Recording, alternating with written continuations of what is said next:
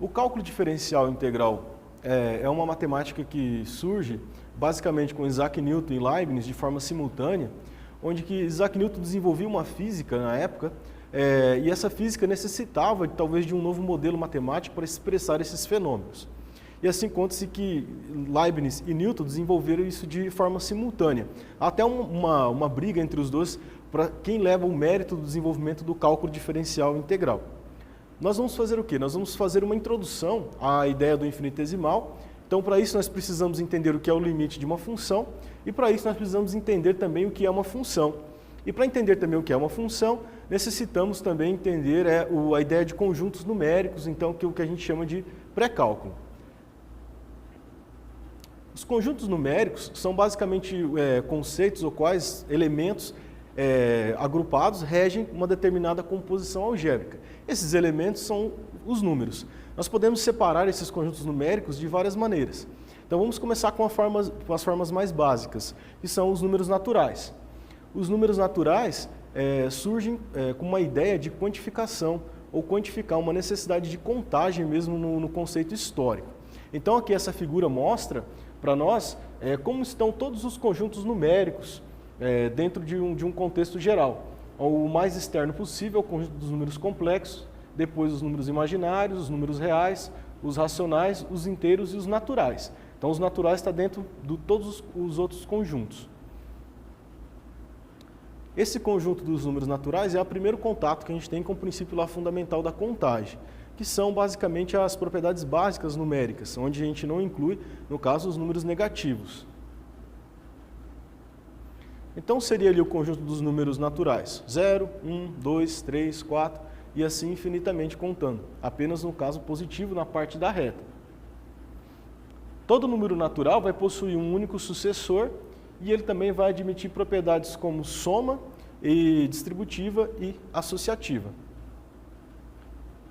O zero vai ser um elemento neutro na hora da adição, ou seja, qualquer número natural somado com zero dá ele mesmo. O número zero não vai ter nenhuma significância nesse resultado.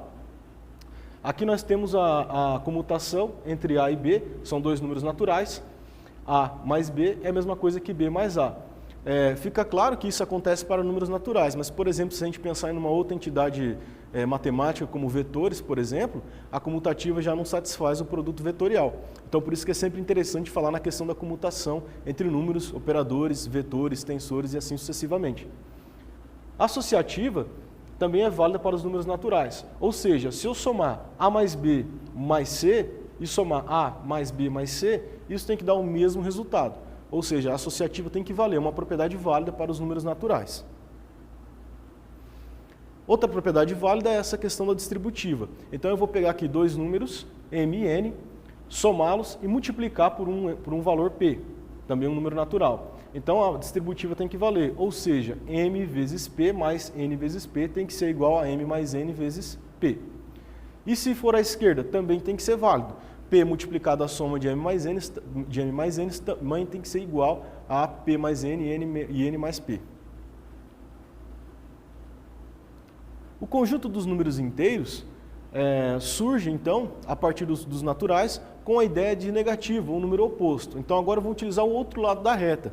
Então, além do zero, eu vou ter números antecessores ao zero, que são os números negativos. Então, os números naturais vão ter os seus correspondentes negativos com a parte esquerda da reta. Então, a gente disse que o conjunto dos números naturais é composto pelos infinitos negativos inteiros antes do zero e os infinitos positivos inteiros depois do zero. Na prática aritmética, a gente utiliza o quê? O sinal de menos para representar o número oposto àquele positivo do número inteiro. Então, veja, eu tenho uma soma de A menos B e menos B mais A, isso tem que ser equivalente, que é como se eu estivesse somando o A com o número inverso do valor B na questão da reta. As ordens parceladas dos resultados também tem que ser válida, ou seja, se eu somar A menos B menos C, isso tem que ser igual a A menos B mais C. Ou seja, tem que valer aquela associativa também com a distribuição do sinal negativo. A ideia para o produto também é parecida, e aí acontece o famoso jogo de sinal. Então, quando eu tenho produto entre números inteiros, eu tenho que levar em consideração o sinal associado a ele e fazer também o produto desse sinal, ou seja, o famoso jogo de sinal. Então, onde eu tenho sinal positivo com sinal positivo multiplicado, isso vai dar um sinal positivo. Sinal positivo com sinal negativo, isso vai dar um sinal negativo. Quando eu tenho um sinal negativo e um positivo, também dá um negativo, e um sinal negativo com um sinal negativo também dá um sinal positivo. Ou seja, os sinais iguais dão um resultado positivo. Os sinais diferentes dão um resultado negativo.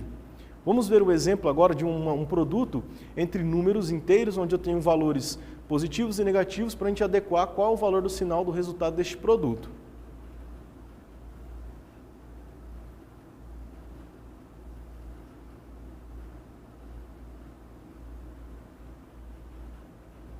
Bom, nesse exemplo 1, sobre o produto entre números inteiros, nós vamos entender como faz para calcular esse sinal negativo ou positivo adequadamente de acordo com os sinais dos números que estão sendo multiplicados.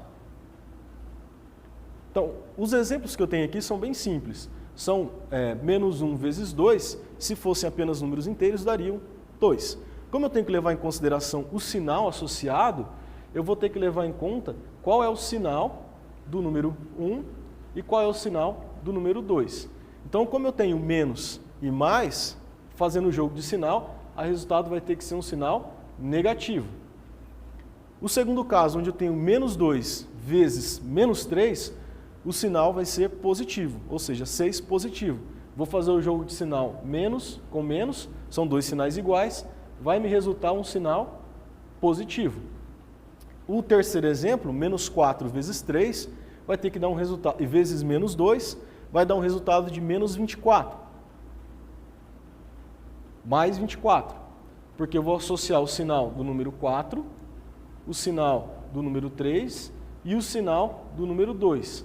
Então eu vou ter menos com menos, daria menos, vezes o sinal do terceiro número, que é menos, resultando num sinal positivo. Então 24 vai estar associado com um valor positivo. O último exemplo, 3 vezes 2 vezes menos 2, daria o resultado de menos 12. Ou seja, o sinal do número 3 é positivo, o sinal do número 2 é positivo e o sinal do número menos 2 aqui, negativo. Então, o que seria mais e mais, vai dar um resultado mais, e depois mais com menos, vai dar um resultado negativo. Ou seja, o 12 vai estar associado com um valor negativo. E assim sucessivamente. Se eu quiser multiplicar também outros valores, vai acontecer o mesmo caso. Eu vou ter que fazer o jogo de sinal, mesmo que seja uma fração, por exemplo. Bom, vamos voltar para a aula agora e continuar a entender o conjunto dos números racionais.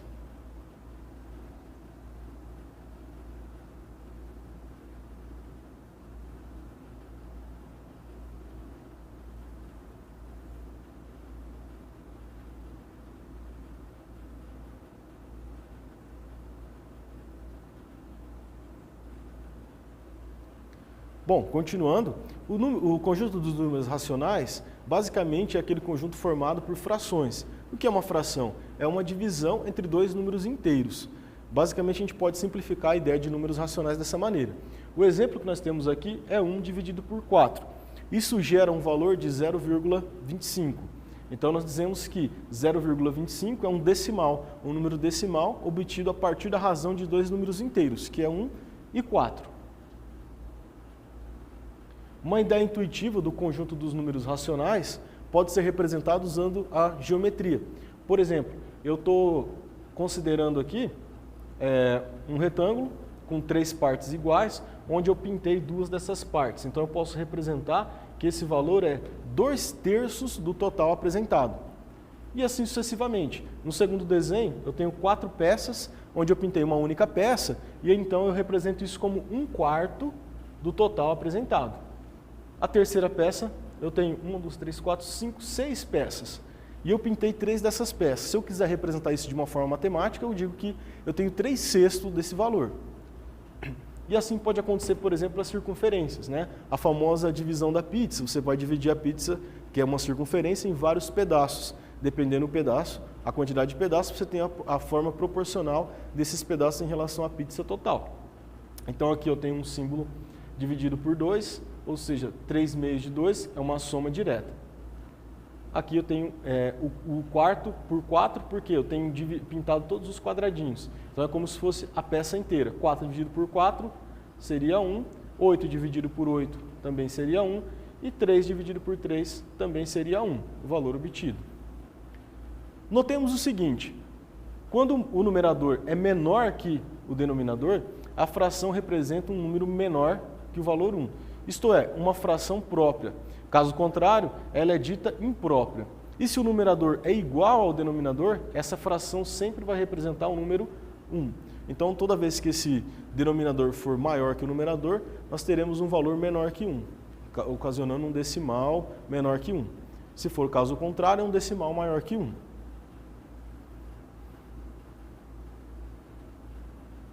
Bom, outra fração interessante para nós é as frações onde os números inteiros estão divididos por uma unidade de 10. Ou seja, por que isso é importante? Porque dentro da física temos números extremamente grandes e números extremamente pequenos que representam grandezas. E aí às vezes fica muito complicado de eu representar esse número na sua forma comum. O que eu faço? Eu represento isso com uma coisa chamada de notação científica. E essa notação científica vai depender de uma razão, ou seja, vai depender basicamente de uma fração pela base 10. Então é comum a gente ter essa representação de algumas grandezas físicas. Então eu tenho 5 dividido por 100, 25 por 10, 96 por 10, 12 por 1000. Como que eu posso representar isso de uma forma organizada que facilita eu operar esses valores? Com a notação científica. Então aqui nós vamos representar dois valores utilizando a notação científica, que é o quê? Uma razão na base 10. Então aqui eu tenho o primeiro valor, basicamente são 1, 2, 3, 4, 5, 6, são 25 zeros, e aqui também são mais vários números depois da vírgula de zeros. Se eu fosse representar isso, ficaria muito complicado trabalhar com esse valor nessa forma natural. O que eu posso fazer? Eu posso representar isso na base 10. Veja, ao invés de eu escrever este número nessa forma, eu vou representar ele utilizando a base 10. Então, esse número pode ser representado como 6,022 vezes 10 elevado a 23. Ou seja, eu contei várias casas até chegar no 6, são 23 casas, até chegar no valor 6,022. Quantos valores usar depois da vírgula? Isso daí vai depender do arredondamento que você desejar, né, na sua grandeza. No nosso caso, como eu só tenho zeros aqui, eu representei os 3 primeiros valores que eu considerei significativos. A mesma maneira, se o número for muito pequeno, que é o caso desse segundo exemplo aqui, eu posso representar também na base 10. O que vai mudar de um exemplo para o outro? Vai mudar basicamente o sinal do expoente. Então, como o valor é muito pequeno, eu vou andar à esquerda do valor significativo. Então, eu contei todos os valores até chegar no valor de 6,25 e representei. Note que a diferença gritante está no sinal do expoente. Então, quando você vê um número multiplicado por 10 com um valor positivo, isso significa que esse número é bem alto ou bem grande. Quando esse valor do expoente for negativo, significa que esse número é muito pequeno. No nosso caso aqui, nós temos na ordem de grandeza de 10 elevado a 23, e aqui a ordem de grandeza é de 10 elevado a menos 21. Então, são valores extremamente diferentes. Mesmo apesar de que aqui eu tenho um 6,22 e aqui eu tenho um 6,25. Mas são números completamente diferentes. Um número extremamente grande e outro número extremamente pequeno. Então, dentro da física, por exemplo, nós temos valores que você vai usar essa notação científica para representar essas grandezas. Como, por exemplo, o átomo, grandezas atômicas, como a distância interatômica. Você pode pensar também na energia, você pode pensar na constante de Planck, que são valores que têm a ordem de grandeza muito pequena.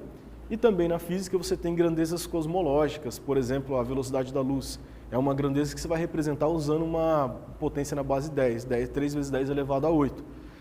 Você tem a distância, por exemplo, entre o Sol e a Terra.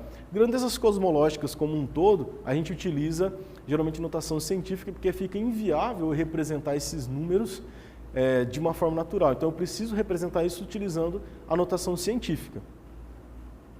Bom, espero que a aula tenha ajudado a compreensão da introdução do pré-cálculo, como a ideia de conjunto e a ideia da notação científica e sua importância. E espero que vocês façam os exercícios aí na apostila para ter um melhor entendimento.